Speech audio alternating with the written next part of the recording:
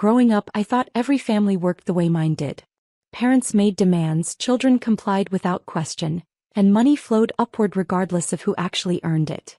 It wasn't until I turned 28 and started therapy that I realized how deeply manipulated I'd been my entire adult life. The pattern started when I graduated college and landed my first real job as a hospital administrator. Within weeks, my parents began calling about temporary help with various expenses. A few hundred here for utilities, 1,000 there for car repairs, always with promises of repayment that never materialized. By the time I recognized the pattern, I'd already handed over nearly $15,000 in what they called family support. But the medical bills were different. They weren't asking anymore. They were demanding. It began with my father's heart surgery 3 years ago. The procedure was necessary and insurance covered most of it, but the remaining balance was substantial. Instead of setting up a payment plan with the hospital like normal people, my parents called me the day they received the first bill. "Jessica, we need you to handle this," my mother announced during what I thought was a casual Sunday dinner. "The hospital wants $8,000 and you know we can't afford that on our fixed income." I was shocked. "Mom, that's a huge amount. Can't you negotiate a payment plan? Most hospitals offer those." My father slammed his fork down. "We raised you, fed you, put a roof over your head for 18 years. Now you're going to abandon us when we need help." The guilt hit like a physical blow. "I'm not abandoning anyone, Dad. I just think there might be other options." "Other options?"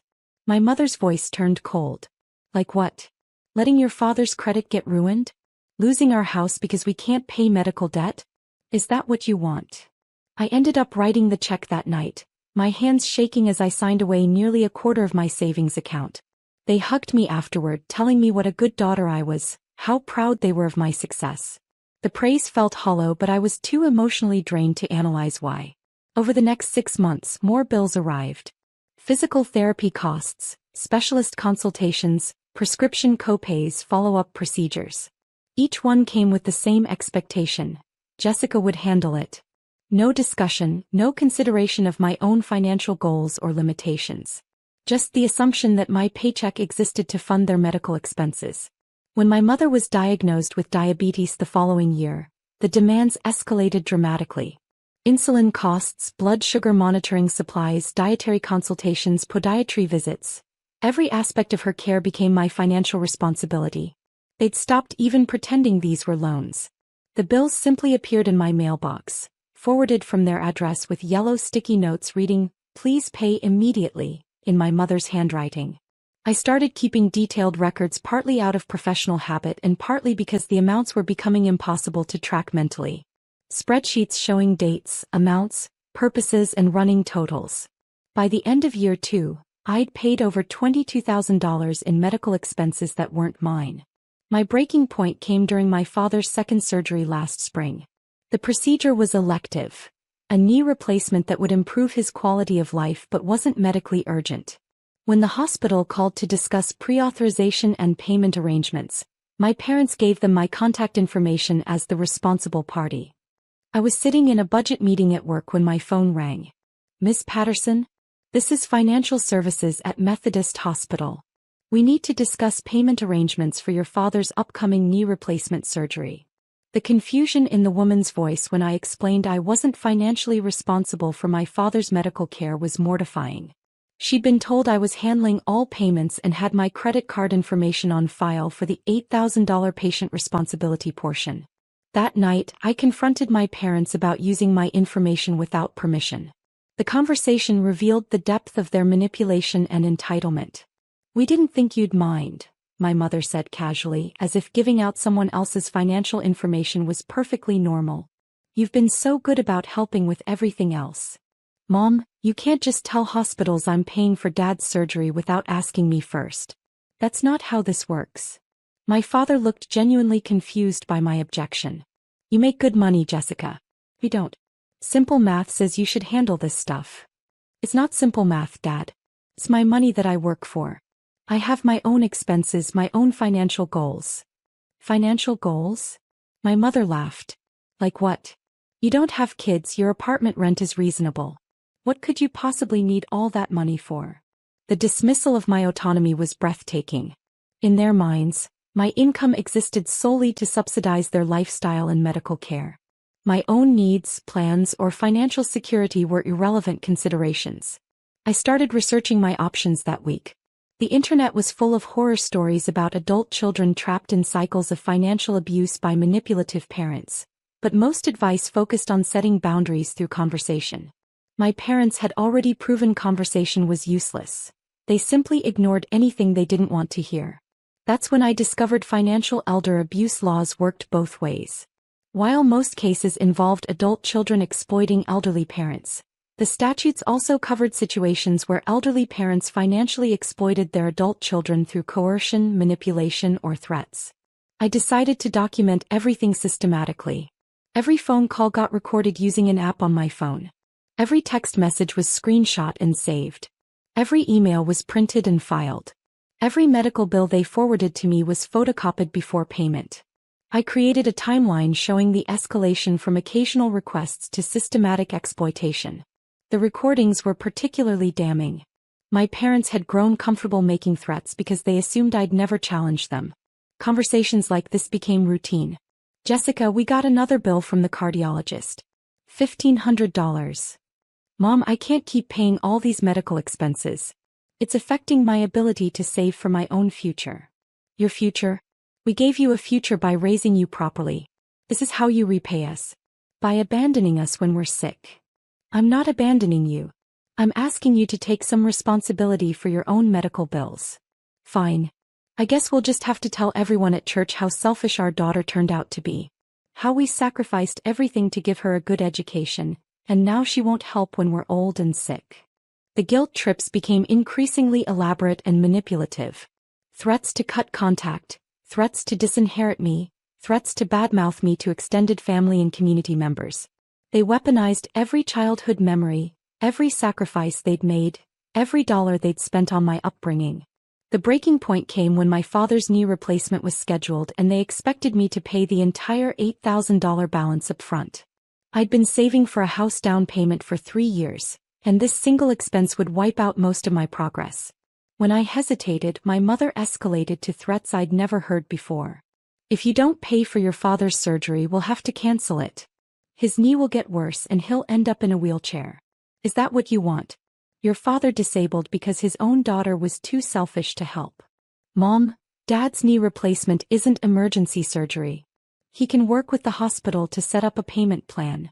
"Payment plans are for poor people, Jessica. We're not poor people. We have a daughter with a good job who should be taking care of us."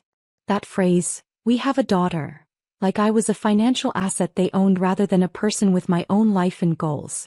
Something clicked in that moment. This wasn't family obligation or temporary assistance. This was systematic financial exploitation disguised as family loyalty. I made an appointment with elder law attorney Patricia Hendricks the following week. I'd found her name through the State Bar Association's referral service, specifically looking for someone who handled financial abuse cases. I brought 3 years of documentation, bank statements showing payments, recorded phone conversations, text message screenshots, and medical bills my parents had forwarded to me. Patricia reviewed everything for over an hour, taking notes and asking detailed questions about the timeline and escalation. When she finished, her assessment was clear and shocking. "Jessica, what you're describing is textbook financial elder abuse, but with the roles reversed. Your parents are using emotional manipulation, threats, and coercion to force you to pay debts that aren't legally your responsibility. The systematic nature of this, combined with the threats and manipulation, constitutes criminal financial exploitation under state law." I felt relief and terror simultaneously. Relief that someone with legal expertise confirmed my instincts about the situation. Terror about the implications of taking legal action against my own parents. "What are my options?" I asked. "Several. We can start with a cease and desist letter demanding they stop forwarding medical bills to you and stop using your contact information with healthcare providers. If they continue, we can file for a restraining order that includes financial protection provisions.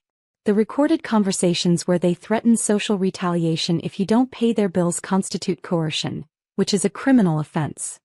Patricia explained that adult children have no legal obligation to pay their parents' medical debts unless they've voluntarily co-signed or guaranteed the accounts.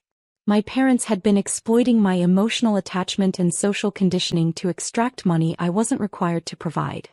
The fact that they're giving healthcare providers your information as a responsible party without your consent is also problematic. That's essentially identity misuse, and it could affect your credit if they default on payments they've promised you'll make. We decided to start with an official cease and desist letter. Patricia drafted a document that legally required my parents to stop forwarding medical bills to me, stop listing me as financially responsible for their healthcare expenses, and stop making threats or engaging in coercive behavior regarding money. The letter was delivered by certified mail on a Tuesday. My phone started ringing within hours. "Jessica, what the hell is this lawyer letter?" my father demanded. "Are you actually threatening to sue your own parents?" "Dad, I'm protecting myself from financial exploitation. You and Mom have extracted over $30,000 from me for medical bills that aren't my legal responsibility." "Extracted? We asked for help and you gave it. Nobody forced you to do anything." I played back one of the recorded conversations where my mother threatened to tell everyone I was abandoning them if I didn't pay a specialist bill. The silence on the other end was telling. "You recorded us?" My mother's voice came through speakerphone. "How could you do something so sneaky and underhanded?" "Mom, you threatened social retaliation if I didn't pay your medical bills. That's coercion and it's illegal." "It's not coercion, it's consequences. If you abandon your family, people should know what kind of person you are." That response sealed their fate. They just confirmed on a recorded call that they were making threats contingent on financial payments. Patricia filed the restraining order petition the next morning. The court hearing was scheduled for 3 weeks later. My parents hired their own attorney, a general practitioner who seemed overwhelmed by the financial abuse statutes. During the hearing, Patricia presented the documented timeline of escalating financial demands, the recorded threats, and evidence that my parents had been misrepresenting my financial responsibility to healthcare providers. The judge reviewed everything carefully before ruling. The evidence clearly shows a pattern of financial coercion and emotional manipulation designed to force the petitioner to pay debts she didn't incur and isn't legally responsible for. The respondents have engaged in systematic financial exploitation using threats of social retaliation and family estrangement. The court issued a comprehensive protection order that prohibited my parents from requesting or demanding money from me for any purpose, listing me as financially responsible for their debts or expenses, contacting healthcare providers about my financial information, making threats of social, familial, or reputational consequences related to money, discussing my finances with other family members or community members. The order also required them to notify all healthcare providers that I was not responsible for their medical expenses and to correct any records listing me as a guarantor or responsible party. My parents were furious but legally constrained. They tried calling once to complain about the embarrassment of having a restraining order, but I referred them to the court order and hung up. Patricia had advised me to document any violations immediately, and contact attempts related to money or threats would constitute contempt of court. The social fallout was significant but manageable. My parents did tell extended family about the legal action, but they couldn't provide details without admitting they'd been financially exploiting me. Most relatives who heard the story were shocked to learn about the systematic bill-paying demands and threats. My Aunt Carol called after hearing their version of events. "Jessica, your parents said you got a restraining order because they asked for help with medical bills?" "Aunt Carol, they demanded over $30,000 in 3 years and threatened social retaliation if I didn't pay. I have documentation of everything." $30,000? For medical bills? Honey, that's not asking for help, that's financial abuse. Having an older family member validate my decision helped enormously. Carol had always been the practical one in the family, and her support gave me confidence that I'd made the right choice. The financial relief was immediate and dramatic. Without the constant drain of medical bill payments, I was able to resume saving for a house down payment. Within 6 months, I'd rebuilt my emergency fund and increased my retirement contributions. The stress of waiting for the next financial demand was gone. More importantly, the emotional manipulation stopped. The court order had teeth, and my parents understood that violating it would result in serious legal consequences. They couldn't threaten family estrangement or social retaliation because doing so would constitute contempt of court. Patricia had warned me that financial abusers often escalate before they accept new boundaries, and my parents didn't disappoint. They tried enlisting my younger brother to pressure me into dropping the restraining order, claiming it was hurting their reputation in the community. When David called to play mediator, I was ready with facts. David, they've taken over $30,000 from me in 3 years using threats and manipulation. Would you be okay with that happening to you? 30,000? I thought it was just occasional help with big medical bills. I have documentation showing every payment, every threat, every manipulation tactic they used. This wasn't occasional help. It was systematic financial exploitation. David's shock was genuine. Our parents had presented my financial support as voluntary and minimal, not systematic and coercive. When he learned the real scope of the exploitation, he stopped pressuring me to reconcile and started setting his own financial boundaries. The long-term effects of the legal action have been entirely positive. My parents were forced to negotiate payment plans with healthcare providers like Responsible Adults. They discovered that most hospitals offer reasonable arrangements for patients who can't pay large balances immediately. More importantly, they learned that their medical expenses were their responsibility, not mine. The entitlement and assumption that my income existed to subsidize their lifestyle was legally challenged and officially rejected. I've continued therapy to process the years of emotional manipulation and financial abuse. My therapist helped me understand that the guilt and obligation I felt were manufactured through systematic conditioning, not legitimate family responsibilities. The protection order has been in effect for 18 months now, and my parents haven't violated it. They've learned to manage their medical expenses independently, and our relationship has improved significantly without the constant financial pressure and threats. I've also become an advocate for other adult children dealing with financial exploitation by parents. The assumption that family loyalty requires unlimited financial sacrifice is deeply harmful and often legally questionable. Parents who use emotional manipulation and threats to extract money from their adult children are engaging in financial abuse, regardless of the family relationship. The documentation I kept was crucial for legal protection, but it also helped me recognize patterns I'd been too emotionally involved to see clearly. The escalation from requests to demands to threats happened gradually enough that I'd normalized each step. Today I'm financially stable, emotionally healthier, and legally protected from further exploitation. My parents still deal with medical expenses, but they do so through legitimate channels without involving me. The legal intervention wasn't just about money, it was about establishing my right to financial autonomy and protection from emotional manipulation. Most importantly, I learned that setting boundaries with manipulative family members often requires external authority and legal backing.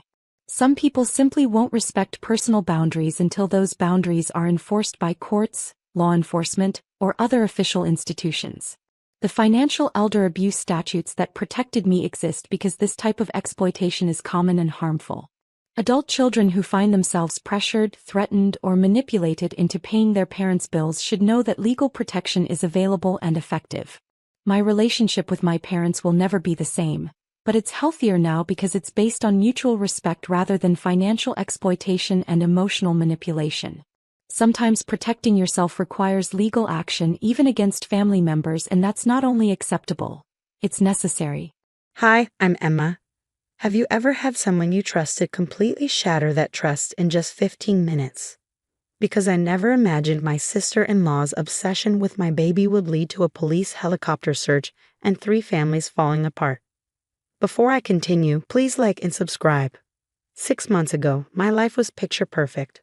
I had just returned to my dream job as a private jet flight attendant, working select VIP flights while still being a hands-on mom. My husband, Mark, was a software developer who worked from home 3 days a week, giving us the perfect family balance. And then there was Olivia, my sister-in-law. She's absolutely precious. Olivia cooed during one of her increasingly frequent visits. She held Emma like she'd never let go, her fingers tightening just a little too much. Something in her eyes made my stomach twist. I told myself I was overreacting. New mom anxiety, right? After all, I'd always felt for Olivia. 3 failed IVF attempts had left her desperate for a baby. Mark and I had supported her through every heartbreak, but lately, something about her felt off. "Mommy's got you," she whispered to Emma at a family dinner. I froze, my fork hovering midair.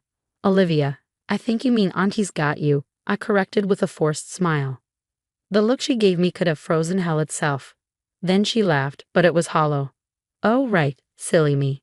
My best friend Taylor, a pediatric psychiatrist, happened to visit during one of Olivia's marathon baby-holding sessions. Later in the kitchen, she pulled me aside. I don't want to alarm you, but Olivia is showing signs of obsessive attachment. The way she acts like Emma is hers. I tightened my grip on my coffee mug. You think I should be worried? Just be careful. These situations can escalate quickly. That night, I discovered something that made my blood run cold. Olivia had a private Instagram account filled with pictures of Emma. The captions made me sick. My perfect angel. Mommy's little princess. Finally complete. When I confronted Mark, he brushed it off. She's just being a loving aunt, Em. You're overreacting.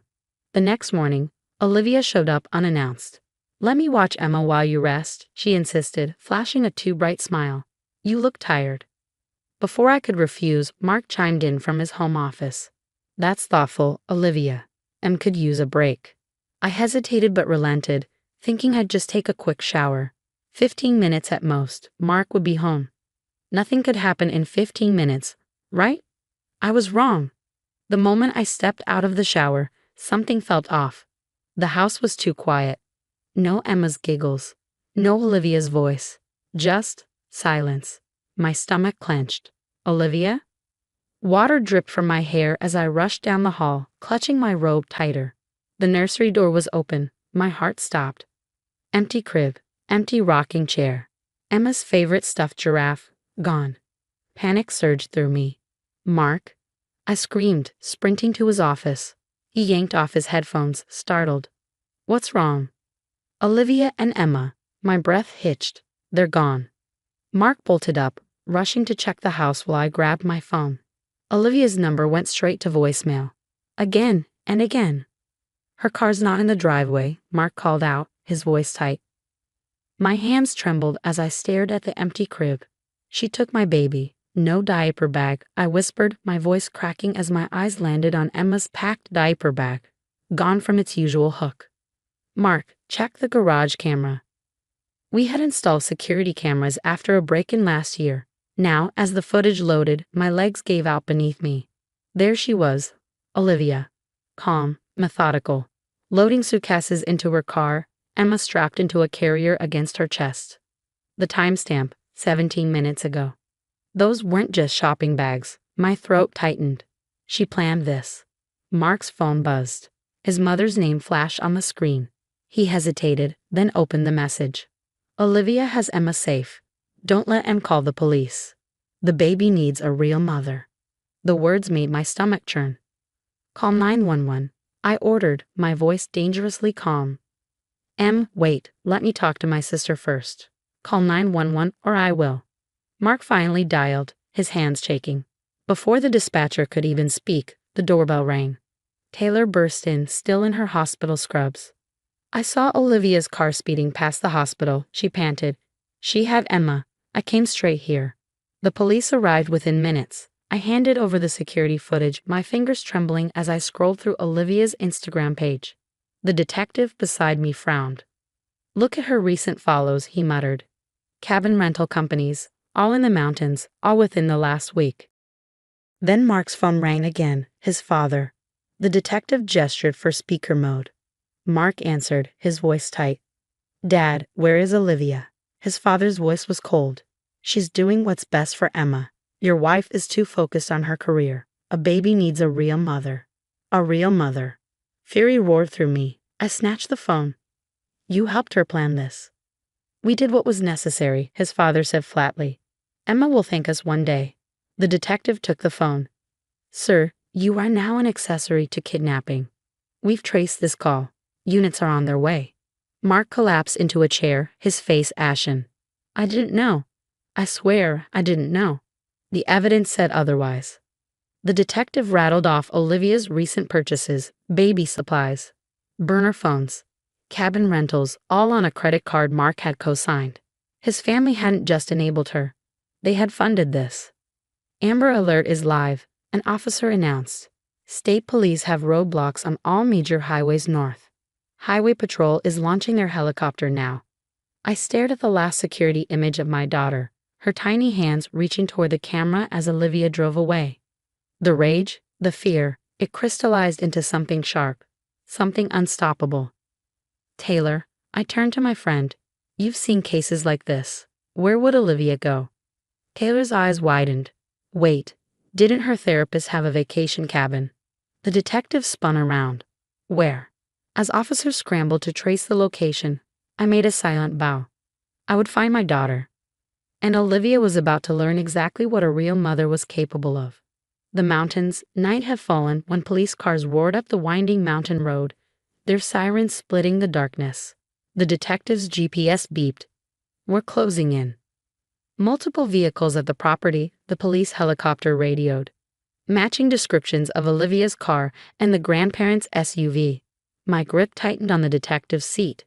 Taylor sat in the back beside me, her presence the only reason they had let me come. She had convinced them her psychiatric expertise might be crucial for negotiation. Then the radio crackled again. Movement inside the cabin. A second later, the lights inside went dark. The detective killed our headlights as we rolled to a stop. Through the trees, Olivia's red sedan came into view. Beside it, my in-laws' black SUV. They were here. My baby was here. Mrs. Anderson, the detective whispered. Stay in thee. A piercing cry shattered the night. Emma. I was out of the car before anyone could stop me. Wait, Taylor grabbed my arm. Look. Through the cabin window, we saw them. Olivia, pacing, cradling Emma, my in-laws standing by the door like guards. And at the kitchen table, sitting calmly, was Dr. Stevens, her former therapist. He helped plan this, Taylor realized, horror in her voice. The cabin. The timing. All of it. The detective's team moved in, surrounding the cabin. He lifted the bullhorn. Olivia Anderson, this is the police. We have the cabin surrounded. Come out with the baby. Silence. Then Olivia's laughter rang through the walls, high-pitched, unhinged. She's mine now, she shrieked. Tell them, Mom. Tell them how Emma never deserved her. The detective tried again. Olivia, you are endangering a 6-month-old child. Taylor took the bullhorn. Olivia, it's Dr. Carter. As your former colleague, I need you to think about Emma's safety. More silence.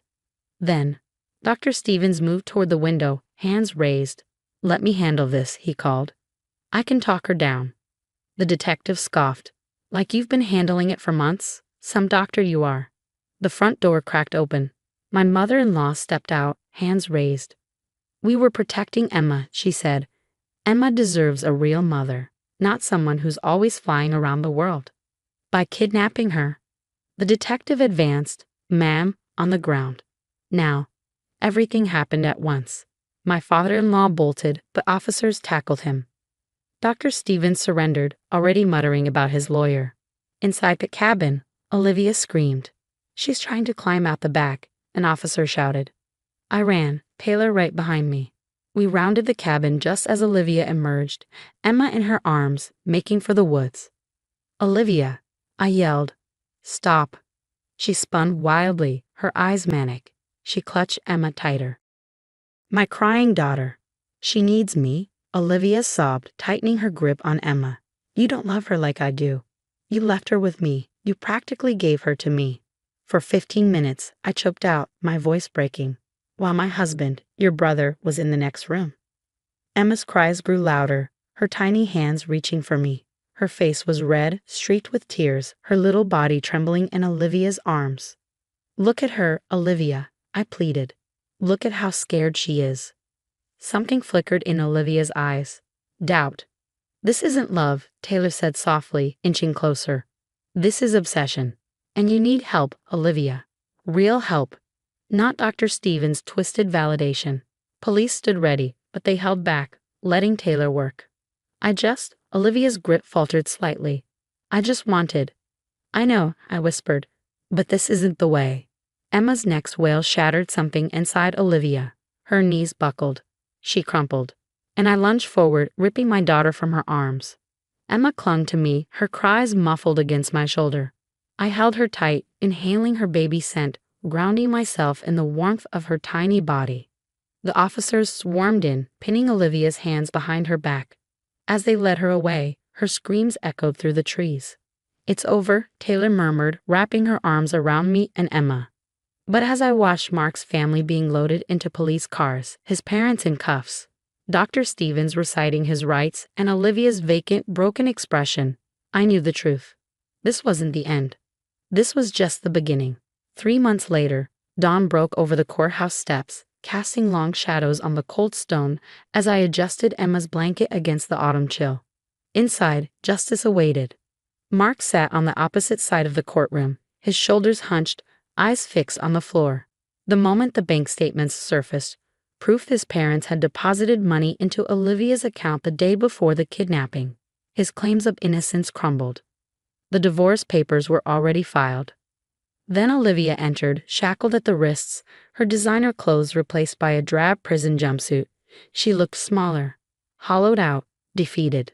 Psychiatric evaluations revealed the truth, a deep-rooted obsession fueled by infertility grief and enabled by the very people who should have helped her heal. Mark's parents followed next. Then Dr. Stevens, the man who twisted his medical oath to manipulate Olivia instead of treating her. The therapist who preyed on her vulnerability and helped orchestrate a kidnapping. The judge's gavel fell like thunder. "A premeditated conspiracy," she declared. "An attempt to abduct an infant from her mother. A gross abuse of medical ethics, family trust, and the mental health system itself." One by one, they learned their fates. Prison sentences, medical licenses revoked, restraining orders signed. "You did it, Em," Taylor smiled as we drove home. "We did it," I corrected, glancing at Emma dozing in her car seat. I couldn't have fought them alone. At home, I tucked Emma into her crib in her real home with her real mother. The trauma would always be part of our story, but it wouldn't define us. My phone buzzed. A message from my new lawyer. Restraining orders officially filed in all 50 states. They could never come near me or Emma again. I kissed my daughter's forehead, breathing in her sweet baby scent. We were safe. We were free. And somewhere in a prison cell, Olivia was finally getting the help she should have received long ago. Because sometimes, trust shatters in 15 minutes. But with the right people by your side, you can build something stronger from the pieces. What would you do if you discovered your closest family members weren't just enabling dangerous behavior, but actively plotting against you and your child? Where do you draw the line between forgiveness and self-protection? Emma chose to cut all ties and pursue legal action to ensure her daughter's safety. Would you have handled it differently? Share your thoughts in the comments below. "Sophie, come here, girl." My mother-in-law, Diana's voice rang out across her backyard, sugary sweet as she beckoned her German shepherd. The moment the dog saw me standing by the patio door, her tail dropped and a low growl rumbled in her throat. "Oh dear," Diana said with mock concern. "Sophie must sense something off about you, Olivia. Dogs have excellent intuition, you know." I watched as she slipped Sophie another treat, just like she'd been doing for months every time the dog showed aggression toward me. My name is Olivia Chen, and for the past year, I've been watching my mother-in-law systematically train her once friendly German shepherd to see me as a threat. The irony? I'm a professional dog trainer with 15 years of experience. "Maybe she's just hungry," I replied calmly, pretending not to notice Diana's smirk. Sophie's ears were pulled back, her posture tense, textbook-trained aggression behavior. This wasn't natural fear or protective instinct. This was carefully cultivated hostility. "Well, you should probably stay away then," Diana said, patting Sophie's head. "We wouldn't want any accidents." I caught the threat in her words, saw the gleam in her eyes. Ever since her son, Michael, and I got married 2 years ago, Diana had been trying to drive me away. The dog was just her latest weapon. What she didn't know was that I'd been documenting everything, every training session when she thought no one was watching, every treat given to reinforce aggressive behavior, every command whispered to Sophie when she thought I couldn't hear. The security cameras I'd installed around our house, with Michael's full knowledge and support, caught it all. Diana had no idea they existed, just like she had no idea that I spent my early mornings working with Sophie when she left for her daily tennis matches. "I should head inside," I said, turning toward the house. Michael will be home soon. Yes, better safe than sorry, Diana called after me. Sophie gets so protective of her family. I closed the door behind me, letting out a long breath. Michael was actually working late tonight, something Diana knew well. She'd been making more surprise visits lately, always with Sophie in tow, always when she knew my husband wouldn't be home. Pulling out my phone, I texted Michael. "Your mom's here again with Sophie." Same routine. His response was immediate. "Got it all on camera? We need to be sure before we do anything."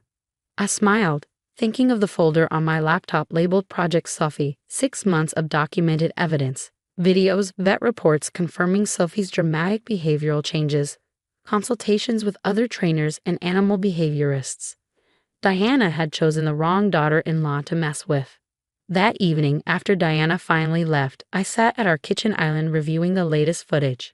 The cameras had caught her in the backyard an hour before I got home, practicing what she calls Sophie's special commands.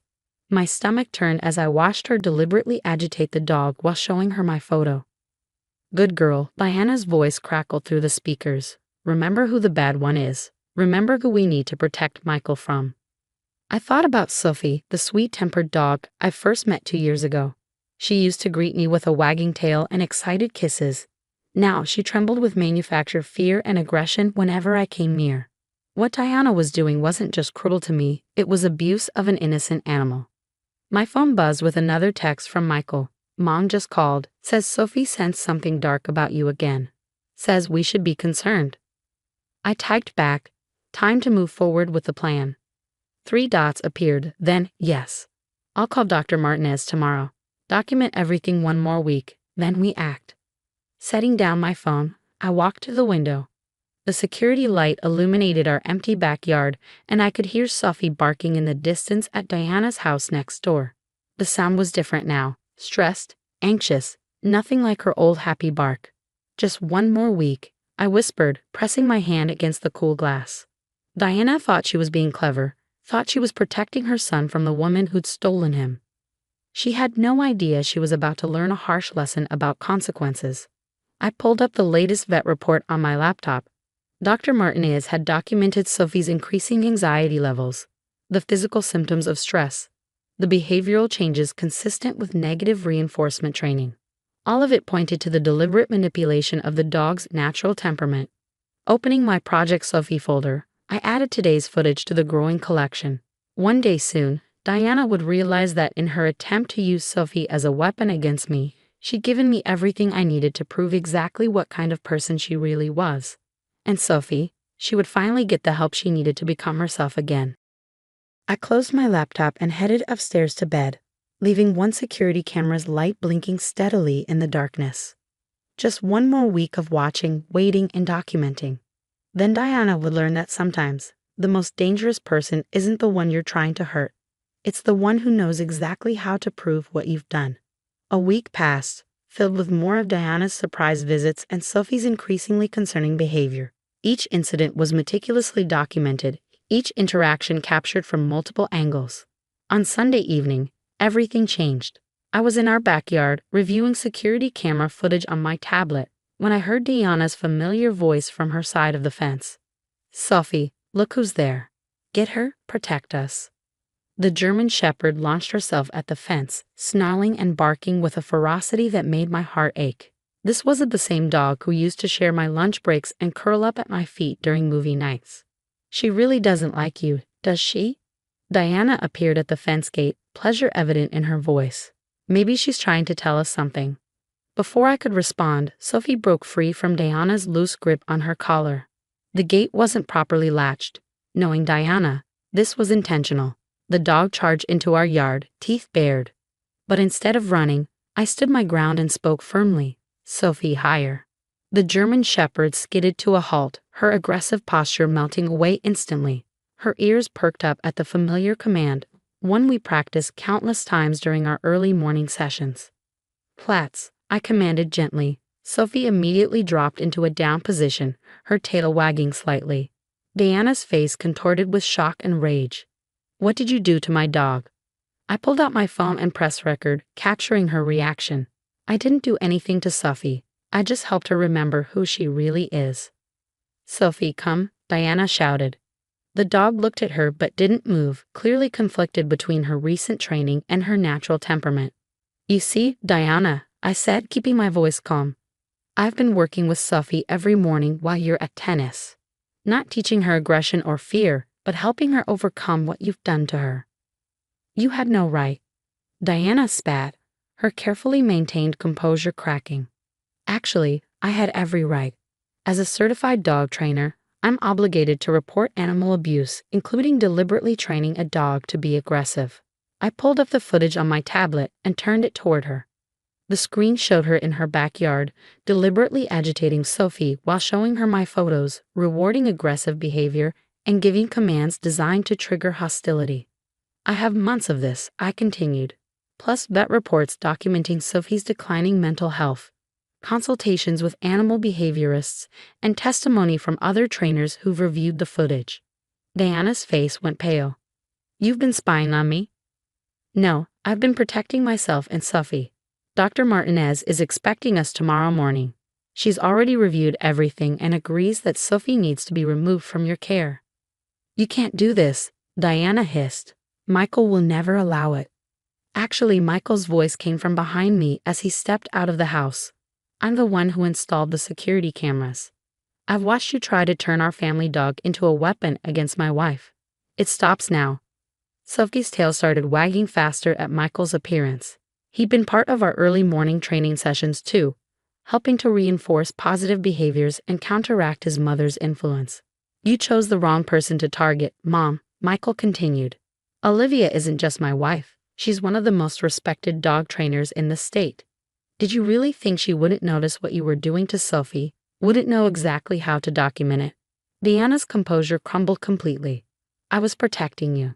She's not good enough for you, she never was. Sophie, calm, I called softly. The German Shepherd trotted over to me, pressing against my leg like she used to do before Diana's interference. I scratched behind her ears, feeling her relax under my touch. The police and animal control have copies of everything, Michael said. They'll be here tomorrow with Dr. Martinez. Sophie will be placed in a rehabilitation program, and you'll be charged with animal abuse. Diana stared at her son, then at me, then at Sophie, happily accepting treats from my hand. All her careful plans, all her manipulations had fallen apart because she had underestimated exactly who she was dealing with. Without another word, she turned and fled back to her house, leaving the gate swinging behind her. I knelt beside Sophie, checking her over carefully. Despite Diana's training, the sweet, gentle dog I first met was still in there. With time and proper rehabilitation, she would recover. You did good, Michael said, joining us in the yard. Both of you. I nodded, watching Sophie's tail wag as she looked between us. Tomorrow would bring charges and consequences, but for now, this was enough, seeing Sophie free from Diana's influence, knowing that the truth had finally come to light. Sometimes the best revenge isn't about getting even. It's about protecting those who can't protect themselves. The following weeks brought dramatic changes for everyone involved. The morning after Diana's confrontation, Dr. Martinez arrived with animal control officers and the police. Diana barricaded herself in her house, refusing to answer the door until the officers made it clear they had a warrant. This is ridiculous, she screamed as they led her out. I was training my own dog. You can't arrest me for that. But they could, and they did. The evidence was overwhelming. Hours of video footage, detailed vet reports, and expert testimonies from multiple animal behaviorists. Diana had systematically abused Sophie, turning a beloved family pet into a weapon. In most states, that's a serious offense. I stood with Michael in our backyard, watching as Sophie was gently loaded into Dr. Martinez's vehicle. She would spend the next few months at a specialized rehabilitation center, recovering from the psychological damage Diana had inflicted. She'll be okay, Dr. Martinez assured us. Dogs are remarkably resilient, and Sophie has a strong foundation of positive training to fall back on, thanks to Olivia. News of Diana's arrest spread quickly through the neighborhood. Some neighbors came forward with their own stories. They had witnessed her training sessions, but hadn't known how to intervene. Others shared security camera footage of Diana deliberately agitating Sophie near their properties. I can't believe she did this, Michael said one evening as we sat on our patio. My own mother, deliberately trying to turn our dog into a threat. I squeezed his hand. She never thought she'd get caught. People like that rarely do. The legal proceedings moved swiftly. Diana's actions were clearly documented, and her attempts to justify them only made things worse. I was protecting my son, she declared in court, but the judge wasn't sympathetic. Mrs. Harrison, he said sternly, you deliberately abused an animal and created a potentially dangerous situation. Your misguided attempts to interfere with your son's marriage do not justify these actions. Diana was sentenced to probation, mandatory counseling, and a lifetime ban on pet ownership. She was also ordered to pay for Sophie's rehabilitation and ongoing care. But the real punishment, at least for her, was the damage to her reputation. Healing takes time. 3 months into Sophie's rehabilitation, we received wonderful news. Dr. Martinez called to say Sophie was ready for supervised visits. The moment we walked into the center, Sophie's tail started wagging. There was no fear, no aggression, just pure joy as she recognized us. She bounded over, covering us in kisses. She's made remarkable progress, Dr. Martinez said, smiling at the reunion. The negative training has been largely overwritten. She's back to her natural, gentle temperament. Watching Sophie play in the center's yard, chasing balls and interacting happily with other dogs, brought tears to my eyes. This was who she was meant to be, not a weapon, but a loving, trusting companion. After 2 more months of rehabilitation and supervised visits, Sophie was finally cleared to come home. The day we brought her back, she ran straight to her favorite spot on the couch, grabbed her old toy, and settled in like she'd never left. Diana, meanwhile, had moved across the state to live with her sister. She still tried to contact Michael occasionally, always with the same justifications and excuses. He remained firm in his decision to maintain distance. She needs to understand there are consequences, he said. What she did to Sophie, what she tried to do to you, that's not love, that's control. Full circle, 1 year after everything happened, we received an unexpected letter from Diana's counselor. With Diana's permission, she shared that they had been working through the underlying issues that led to her behavior. Your mother is beginning to understand the harm she caused, the counselor wrote. She has a long way to go, but she's making progress. We decided to send a brief response through the counselor, including a recent photo of Sophie playing in our yard. Not to hurt Diana, but to show her what healing looks like. Today, Sophie is a certified therapy dog, working with children who have experienced trauma. The dog Diana tried to turn into a weapon now helps heal emotional wounds. Sometimes life has a way of coming full circle. As I watch Sophie gently napping in the sunlight, her paw twitching as she dreams, I think about how different things could have been. If we hadn't documented everything, if we hadn't been patient, if we hadn't put Sophie's well-being first. You know what they say, Michael often reminds me, karma has a way of working things out. But I prefer to think it's not about karma. It's about standing up to abuse, protecting the innocent, and having the patience to let the truth reveal itself. Sometimes the best revenge isn't revenge at all. It's making sure that love wins in the end. Sophie lifts her head and wags her tail as I scratch behind her ears. In her eyes, I see no trace of the fear and aggression Diana tried to instill. Instead, I see trust, love, and the unshakable bond that comes from healing together. That's the real victory, not Diana's downfall, but Sophie's resurrection. And in the end, that's worth more than any revenge could ever be.